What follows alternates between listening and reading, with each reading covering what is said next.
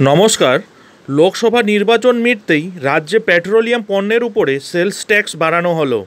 সেই পরিস্থিতিতে প্রতি লিটারে পেট্রোল এবং ডিজেলের দাম 3 টাকা করে বেড়ে গেল।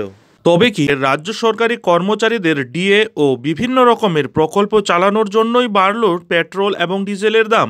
উঠছে প্রশ্ন, কবে থেকে বাড়ল দাম? বর্তমানে রাজ্যে পেট্রোল এবং ডিজেলের দাম কত হলো?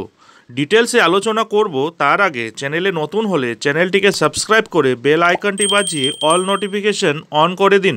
বন্ধুরা, গত শনিবার থেকেই পেট্রোল এবং ডিজেলের দাম বেড়ে গেল।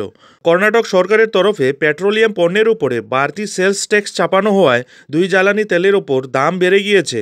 প্রতি লিটার পেট্রোল এবং ডিজেলের দাম 3 টাকা করে বাড়ল। তার জেরে সার্বিকভাবে রাজ্যের বিভিন্ন ক্ষেত্রে ব্যাপক প্রভাব পড়বে বলে মনে করছে সংশ্লিষ্ট মহল। পেট্রোল এবং ডিজেলের উপর সেলস ট্যাক্স কতটা বাড়ানো হয়েছে? কর্ণাটক সরকারের বিজ্ঞপ্তিতে জানানো হয়েছে যে এতদিন পেট্রোলের উপর 25.92% সেলস ট্যাক্স ধার্য করা হতো। এখন সেটা বেড়ে দাঁড়ালো 29.84%।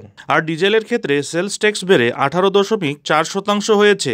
আগে যেটা ছিল মাত্র 14.3%।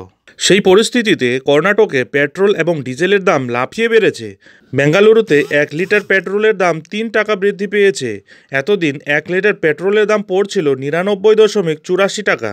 এখন সেটা বেড়ে দাঁড়ালো 102.84 টাকায়।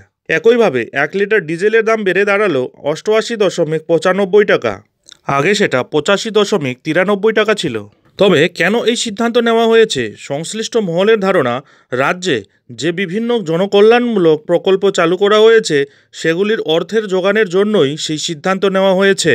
রাজ্যে অনেক জনকল্যাণমূলক প্রকল্প চালু রয়েছে, সঙ্গে সপ্তম বেতন কমিশন কার্যকর করারও চাপ রয়েছে। সেই পরিস্থিতিতে নিজেদের হাতে বাড়তি অর্থের সংস্থান করতেই হয়তো রাজ্য সরকার পেট্রোলিয়াম পণ্যের উপরে সেলস ট্যাক্স বাড়িয়েছে বলে মনে করছে সংশ্লিষ্ট মহল। এখন আপাতত এ ব্যাপারে সঠিকভাবে কিছু বলা যাচ্ছে না।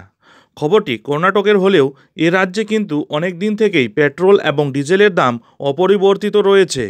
যাই হোক বন্ধুরা, এখন এ পর্যন্তই। এই ধরনের গুরুত্বপূর্ণ আপডেটগুলি ঠিক সময় মতো পেতে অবশ্যই চ্যানেলে চোখ রাখুন।